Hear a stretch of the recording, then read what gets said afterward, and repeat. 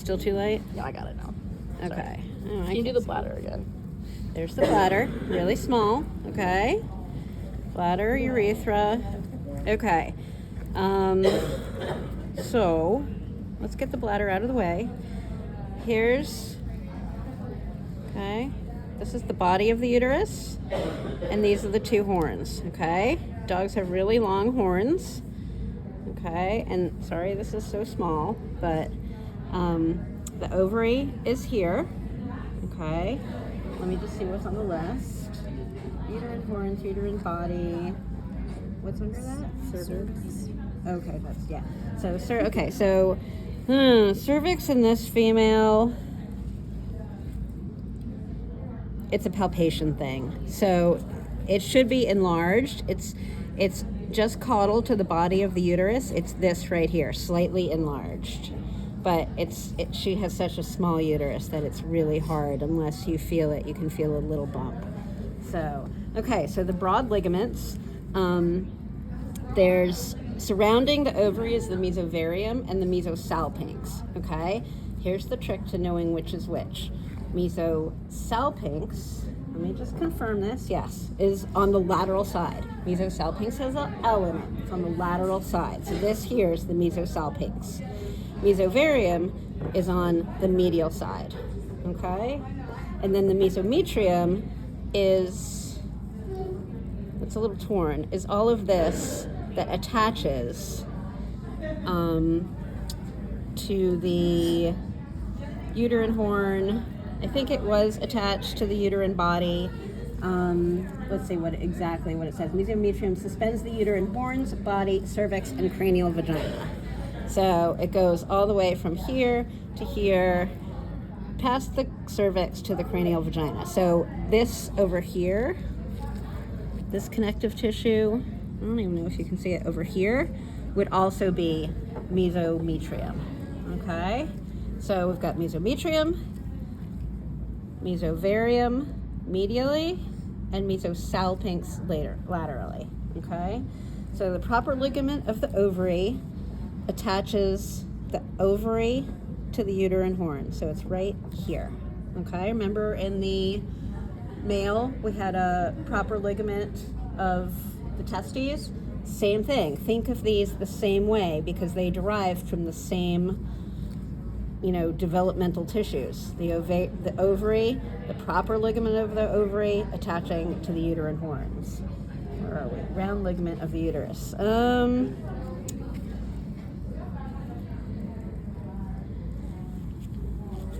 Free edge of the mesometrium. I don't think we're going to see it on her.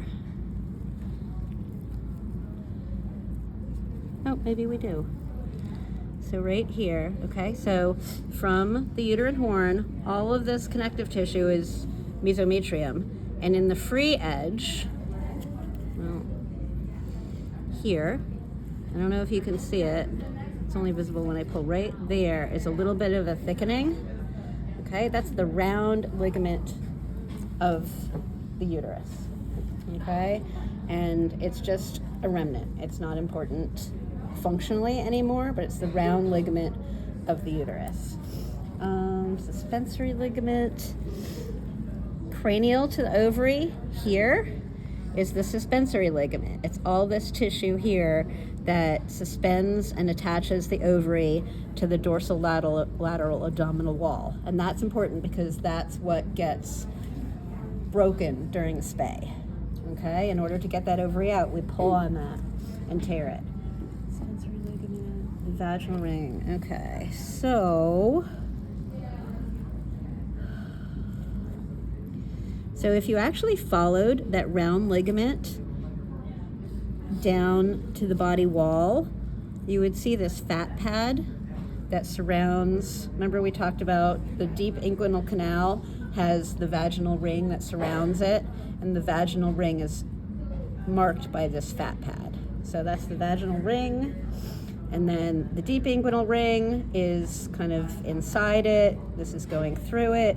Deep inguinal ring goes into the inguinal canal, which goes through the abdominal wall, and you can't see anything coming out, but it comes out the superficial inguinal ring.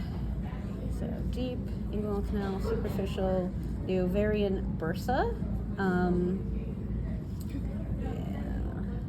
Okay, so the bursa is just when we talked about the mesosalpinx and the mesovarium, the bursa is the pouch that's made by those two pieces of tissue that the ovary sits in.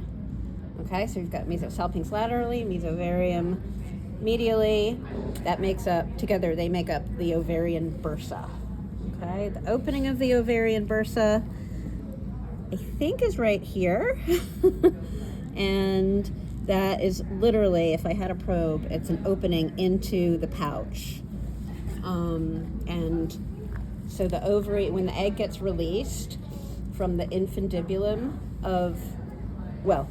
when the egg gets released from the ovary, it's supposed to get absorbed by the infundibulum of the uterine tube, which is like the widened end that has all these fingers on it, and they kind of suction the egg in. But all of those fingers are right here. Part of them close off this hole to the ovarian bursa so that the egg can't go out into the abdominal cavity. So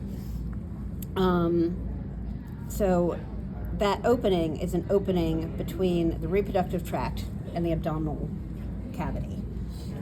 What do we have? Mandibulum we did, uterine body we did, back here, get the bladder. Okay, uterine body is short. Here's the cervix. If you open the cervix, does he actually list it on here? No. Oh yeah, he does. The cervical canal is, so the cervix is has all these ridges in it, and the path that makes its way from the uterine body to the vagina is actually, in the animal, is actually kind of vertical, believe it or not. It's hard to imagine with this looking totally horizontal, but anyway, it's not so important. So caudal to the cervix is the vagina. Caudal to the vagina is the vestibule. Caudal to the vestibule is the vulva. Sorry, this is vestibule, this is vulva. So the way to remember those is vagina, vestibule, and vulva are alphabetical from cranial to caudal. Okay? And then the external urethral orifice is the separation between, let me just confirm, the border between the vagina and the vestibule.